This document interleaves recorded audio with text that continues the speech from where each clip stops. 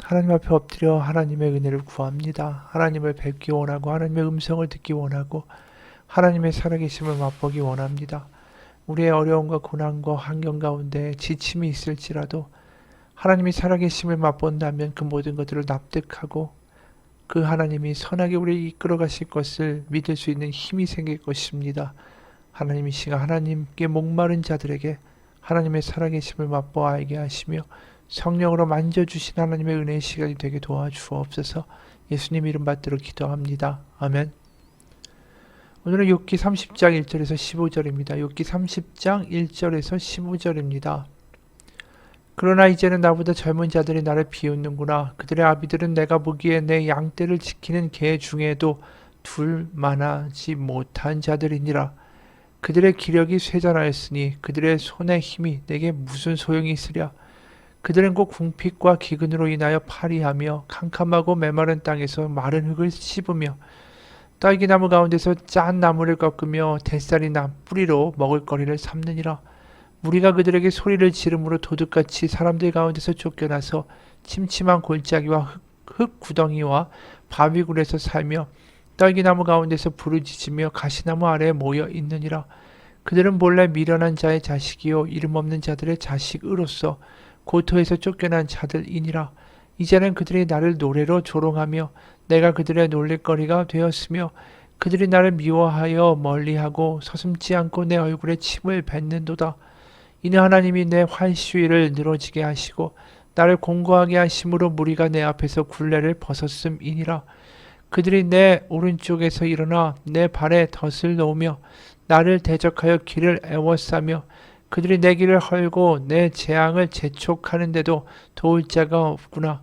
그들은 성을 파괴하고 그 파괴한 가운데로 몰려드는 것 같이 내게로 달려드니 순식간에 공포가 나를 애워싸고 그들이 내 품위를 바람같이 날려버리니 나의 구원은 구름같이 지나가 버렸구나. 아멘.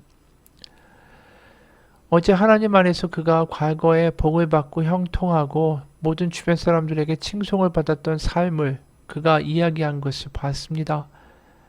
그런데 오늘의 시작은 그러나 라고 시작하죠. 과거와 너무나도 대조되는 바로 지금의 삶에 대해서 묘사하기 시작합니다. 1절 보면 이런 말 하죠. 그러나 이제는 나보다 젊은 자들이 나를 비웃는구나. 그들의 아비들은 내가 보기에 내 양떼를 지키는 개 중에도 둘만하지 못한 자들이니라. 한마디로 자신을 비웃는 이들의 무리가 어떤 사람이냐 하면 양떼를 지키는 개보다도 믿을 수 없는 자들이다. 그런 사람들이 자신을 지금 비웃고 있다. 내가 그런 지경에 처해 있다. 그 비참함을 이야기하죠. 그래서 공동번역으로 3절부터 9절까지 보면 그를 무시하는 이들이 어떠한 존재인가에 대한 그의 말이 있습니다. 먹지 못해 굶주려 말라 비틀어지고 메마른 흙이나 씹으며 거친 들을 파먹고 덤불 속에서 자라는 짠나물과 뱃살이 뿌리로 겨우 연명하며 도둑이야 하는 고함 소리에 쫓기는 도둑처럼 인간 세상에서 쫓겨나던 그들, 급류에 팬 골짜기 벼랑에나 몸을 붙이고 땅굴이나 바위 틈에 숨어 살면서 딸기나무 속에서 울부짖고 가시나무 밑에 웅크리고 있던 이름도 없는 바보 같은 것들, 회초리에 몰려 제 고장에서 쫓겨나더니 9절 이제 내가 그것들의 조롱거리가 되고 비웃으며 수군거리는 대상이 되었구나. 그러니까 자신의 삶이 인생의 가장 바닥 중에 맨 바닥으로 내팽개쳐져 있다라는 것을 표현하고 있다라는 거죠. 그리고 그 바닥에서 자신의 마음이 어떠한지 세번역으로 14절에서 16절 지금의 심정과 감정이 그대로 나와 있습니다. 그들이 성벽을 뚫고 그 뚫린 틈으로 물밀듯 들어와서 성난 파도처럼 내게 달려드니 나는 두려워서 벌벌 떨고 내 위험은 간 곳 없이 사라지고 구원의 희망은 뜬구름이 사라지듯 없어졌다. 나는 이제 기력이 쇠하여서 죽을 지경에 이르렀다. 지금까지 나는 괴로운 나날들에 사로잡혀서 편하게 쉬지 못하였다. 자신의 인생이 완전히 어떻게 보면 정상에 있다가 저 바닥까지 내팽개쳐졌습니다. 그리고 자신은 지금 벌벌 떨고 희망은 사라지고 죽을 지경에 이르렀고 괴로운 마음만 가득하다. 근데 이 모든 이렇게 된 원인을 11절에 하나님이 내 활시위를 풀어버리시고 날 이렇게 무기력하게 하시니 그들이 곱비 뿔린 말처럼 내 앞에서 날뛴다. 자신의 모든 이 환난과 고난의 원인이 하나님께서 하신 것이다. 이렇게 이야기하죠. 그러니까 자신의 모든 삶을 어제도 이야기했지만 하나님 안에서 어떻게든 이해해 보려고 애쓰는 거예요. 당연히 욥은 지금 이해가 안 가죠. 하나님 왜 그러시는가? 자기가 생각할 때 분명히 권선징악 인과응보의 하나님은 아니구나. 그건 알겠는데 그럼 하나님은 어떤 분인가에 대한 대안이 욥에게는 없는 거예요. 믿는 자가 고통을 당하고 우리가 볼 때 선한 사람이 갑자기 어려운 일을 겪고 우리는 그런 것들을 설명할 길이 없는 거죠. 근데 뭐 십자가도 마찬가지입니다. 하나님의 아들이 어떻게 인간의 모습으로 구유에 태어나셔서 십자가에 못 박혀 죽으실 것이다. 그걸 누가 예상하고 기대하고 생각할 수 있을까요? 바리새인들, 서기관들, 이른바 성서의 전문가라고 하는 사람들도 예수님의 행동과 하던 일들이 자신들이 믿고 하나님 이런 분이어야만 해 라고 주장하는 것과는 너무 다른 모습으로 하나님을 이야기하고 보여주신 게 예수님이죠. 죄인들과 어울리고 그들을 만지고 안식일에 치유를 행하고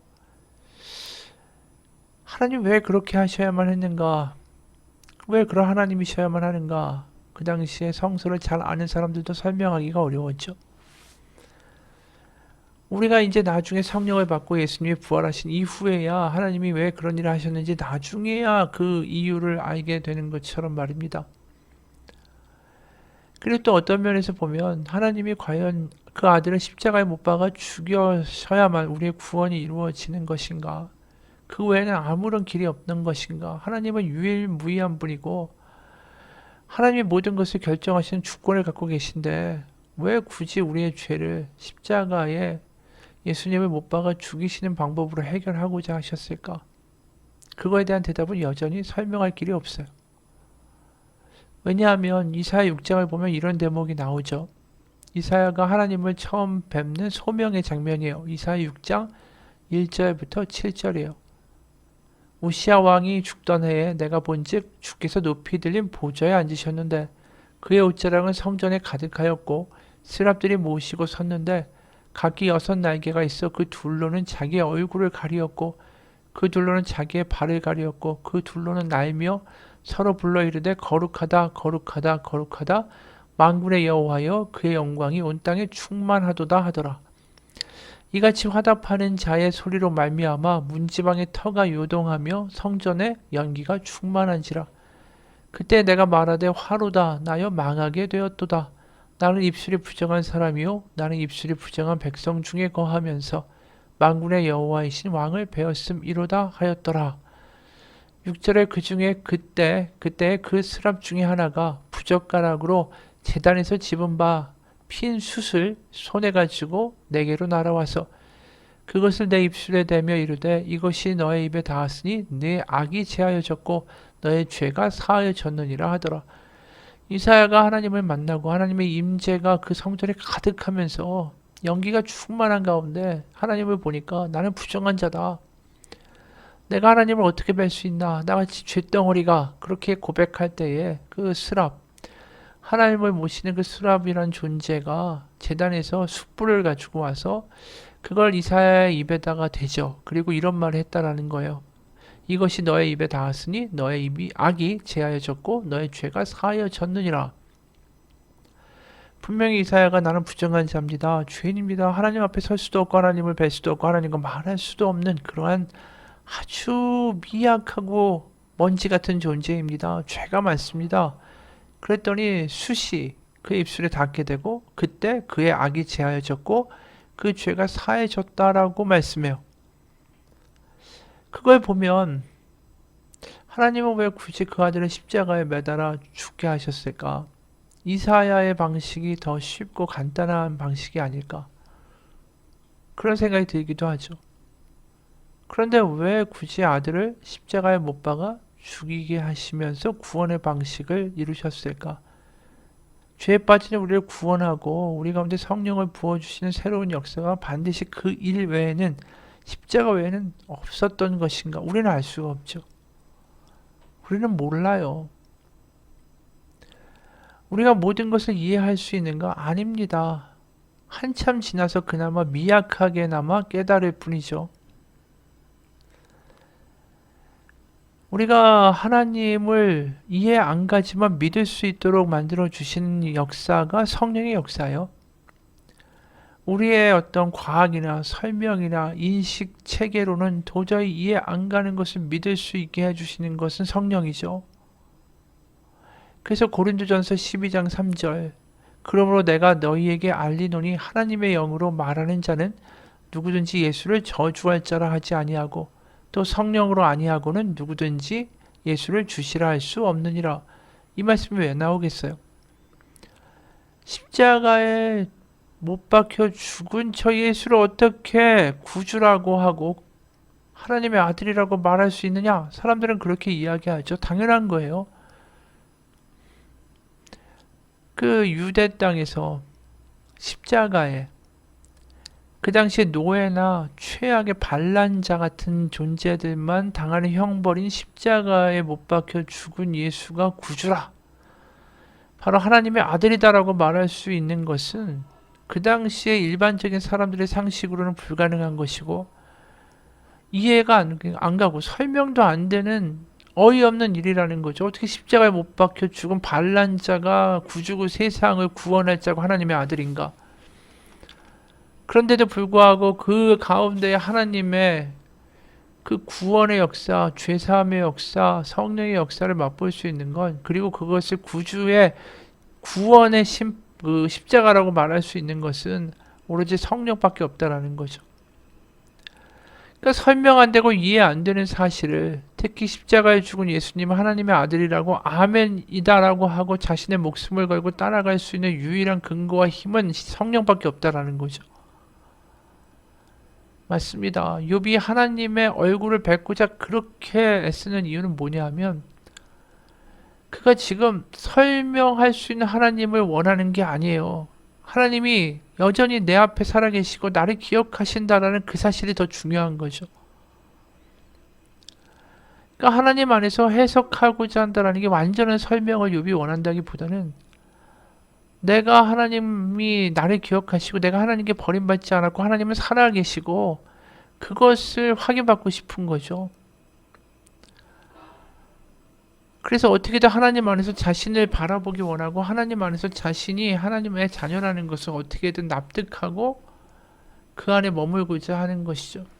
왜냐하면 세상의 이야기는 너는 버림받았다라고 이야기하는 거니까. 너는 죄가 많아서 하나님께 이렇게 벌을 받는 거라고, 고통을 받는 거라고 이야기하니까, 지금의 상황을 받아들이고 이해할 수 있는 건 설명하지 않아도 받아들일 수 있는 하나님의 영을 우리가 경험하듯이, 성령을 받으면 설명할 수는 없지만 그래도 아멘입니다라고 할 수 있는 우리 가운데 능력이 생기듯이, 욥은 하나님을 만나면 설명할 수 없을지라도 아멘하고 그것을 이길 수 있는 힘과 능력이 생길 거라는 걸 아는 거죠. 우리가 욥기 42장에 이런 말 하잖아요. 5절에 결국 하나님을 만나죠. 내가 주께 대하여 귀로 듣기만 하였사오나 이제는 눈으로 배옵나이다 주를. 그러므로 내가 스스로 거두어드리고 티끌과 제 가운데서 회개하나이다. 하나님을 보니까 모든 게 해결이 되는 거예요. 고난의 문제의 설명을 떠나서 하나님이 나와 함께 하는구나, 하나님이 나를 기억하는구나, 나 하나님께 버림받은 게 아니구나, 그걸로 모든 게 해결돼 버리는 거죠. 전에도 한 이야기예요. 제가 신학교 다닐 때 학교 예배 시간에 중국의 한 지하 가정교회의 지도자로 활동했던 80대 목사님이 왔습니다. 바싹 말라가지고 기운이 하나도 없어 보이는 그분이 지하교회에서 활동하다가 중국 당국의 공안에 몇 번이나 잡혀가지고 감옥에 투옥되고 고문을 받았습니다. 그러면서 자신이 고문 당할 때를 회상해요. 나는 고문받아서 너무 온몸이 상한 곳이었고 이 고통 가운데 차라리 죽는 게 낫지, 이렇게 하루하루를 연명해 가는 게 너무 힘들다라는 거죠. 소망이 없다라는 거예요. 오늘의 고통으로 족하지 내일 당할 고통을 또다시 내가 감당할 수가 없다. 온몸에서 고통이 사무친다. 그때 그랬다라는 거죠. 욥하고 똑같아요. 그래서 이분이 차라리 내가 여기서 죽어야겠다. 그때 마침 천장에 드리워져 있는 전깃줄을 보게 됩니다. 의자를 밟고 올라가서 그것을 목에 걸고 이제 의자를 차면 죽겠지. 그래서 의자를 찾는데 그 전깃줄이 이 목사님의 몸무게를 이기지 못하고 뚝 끊어져 버렸어요. 땅으로 곤두박질 쳐진 이 목사님은 엉엉 울면서 하나님한테 이야기했죠. 그때 그분에게 들린 하나님의 음성이 있었어요. 나의 은혜가 너에게 족하다. 이게 사도 바울에게 주신 말씀이죠. 사도 바울이 심각한 병 때문에 다른 사람들은 죽은 사람까지도 살릴 수 있는 그러한 능력을 보였던 사도가 정작 그게 안질이었던 다른 병이었던 사람들 앞에서 정말 창피할 정도로 그 병에 시달리고 있는 그 불쌍한 모습을 자기가 보여줄 때마다 자괴감에 빠진 거죠. 그러니까 계속해서 간구한 거예요. 하나님 제 병을 낫게 해주십시오. 제가 세상 가운데 이런 모습으로 어떻게 은혜가 되고 덕이 되고 이렇게 힘들어하면서 무슨 하나님의 복음을 전하는 자라고 말할 수 있습니까? 그랬더니 하나님이 그에게 주신 답이 나의 은혜가 너에게 족하다. 이 대답을 지금 이 고통 가운데 고문당하고 감옥 가운데 갇혀있는 이 중국 목사님한테 하나님이 던져주신 거예요. 그럼 이 말을 들은 이 노년의 목사님이 이런 말을 해요. 그게 자신에게는 절망이나 저주의 말이 아니라 내 은혜가 너에게 족하다. 이 말이 이렇게 들렸다라는 거예요. 내가 지금도 너와 함께해. 네가 지금 비록 모든 게 망한 것 같고 교회는 무너진 것 같고 네가 한 모든 노력이 수포로 돌아간 것 같지만 너는 내가 원하는 곳에 제대로 와 있는 것이다. 너 잘하고 있어. 내 은혜가 너에게 충만하다. 족하다. 이런 말로 들린 거라는 거예요.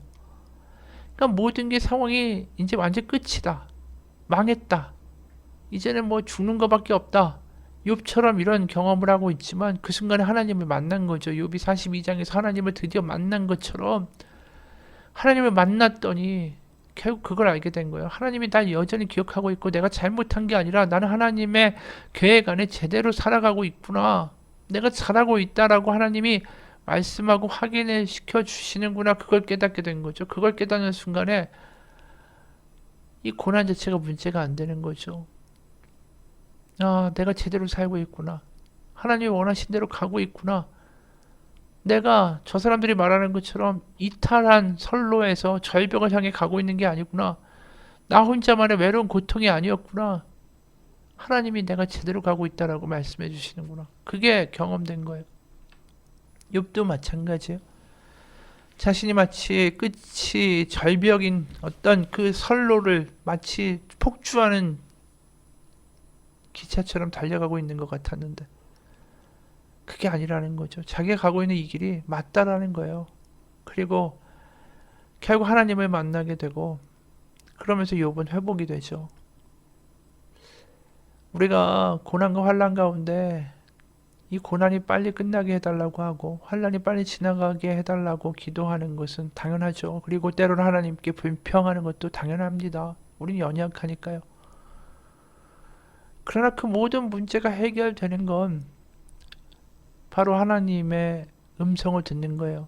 하나님의 성령의 역사를 경험하는 거예요. 내가 너와 함께하고 내가 너를 기억하고 있고 너는 지금 엉뚱한 길로 가고 있는 게 아니야. 내가 너를 바라보고 있어. 내가 너를 손을 잡고 같이 가고 있어. 그 말 하나만큼 그 음성만큼 우리 가운데 크게 위안을 주는 게 없죠. 그게 믿어지고 경험되고 우리의 전 존재를 사로잡는 순간에 우리는 자유를 얻게 돼요. 왜냐하면 죽음도 이기신 하나님이 나를 기억하고 있고 나와 함께 한다라고 말씀하시는 그 순간이 우리 가운데 가장 큰 힘을 주기 때문입니다. 그 일을 성령을 통하여 우리 가운데 직접 역사하시는 하나님의 음성으로 듣게 하실 수 있다라는 거죠. 고린도후서 3장 13절부터 18절에 이런 말씀이 있어요. 고린도후서 3장 13절에서 18절, 우리는 모세가 이스라엘 자손들에게 장차 없어질 것의 결국을 주목하지 못하게 하려고 수건을 그 얼굴에 쓴 것 같이 아니하노라. 그러나 그들의 마음이 완고하여 오늘까지도 구약을 읽을 때에 그 수건이 벗겨지지 아니하고 있으니 그 수건은 그리스도 안에서 없어질 것이라. 오늘까지 모세의 글을 읽을 때에 수건이 그 마음을 덮었도다. 그러나 언제든지 주께로 돌아가면 그 수건이 벗겨지리라. 주는 영이시니 주의 영이 계신 곳에는 자유가 있느니라. 우리가 다 수건을 벗은 얼굴로 거울을 보는 것 같이 주의 영광을 보매 그와 같은 형상으로 변화하여 영광에서 영광으로 이르니 곧 주의 영으로 말미암음이라. 이 이야기는 뭡니까? 우리가 드디어 수건을 벗고 주의 영광, 하나님의 임재를 직접 뵙고 볼 수 있고 또 그분의 형상과 그분의 마음과 그분의 심정을 경험할 수 있는 자가 되어 살아갈 수 있는 자유가 있고 영광이 우리 가운데 있다. 이것이 바로 성령으로 말미암는 일이다. 바로 욥이 귀로만 들었던 하나님을 직접 눈으로 보고 전율하고 감격하고 거기서 일어날 수 있는 힘을 얻었던 것처럼 우리 가운데도 오늘의 성령의 역사가 있기 원합니다. 넘어지고 힘들어 있고 지쳐 있고 고난 가운데 있고 낙담하고 있는 가운데 하나님의 영 성령이 우리 가운데 임하셔서 하나님을 만나 뵙고 내가 가고 있는 길이 잘못된 길이 아니며 하나님이 그것을 다 알고 계시다는 하나님의 분명한 음성을 성령을 통하여 들을 수 있는 역사가 있게 하여 주옵소서. 같이 기도하겠습니다. 하나님 아버지, 우리는 내일도 알지 못하는 존재입니다. 하지만 하나님이 나와 함께 계시고 하나님이 살아계시고 하나님이 나를 기억하신다라는 것을 성령을 통하여 경험케 하시고 믿어지게 하시고 그 사실을 우리를 소유케 하여 주옵소서. 그러면 이길 수 있습니다. 욥이 드디어 귀로만 듣고 말로만 듣던 하나님이 아니라 내가 하나님을 눈으로 뵙습니다 라고 말하는 그 순간에 그 모든 것들이 해결되고 모든 것들이 풀어진 것처럼 주의 영으로 말미암아 주의 영이 계신 곳에는 자유가 있다라고 말씀하시는 것처럼 성령의 이 시간 우리 가운데 임하여 주셔서 성령을 통하여 지금의 눈에 보이는 상황으로부터 자유케 되고 하나님을 바라보고 하나님으로 만족하고 하나님이 나를 기억하신다, 나를 이끌어 가신다라는 것을 경험하고 느끼고 살아갈 수 있도록 주님 인도하여 주옵소서. 말씀대로 역사하여 주옵소서. 살아계신 우리 주 예수 그리스도의 이름 받들어 기도합니다. 아멘.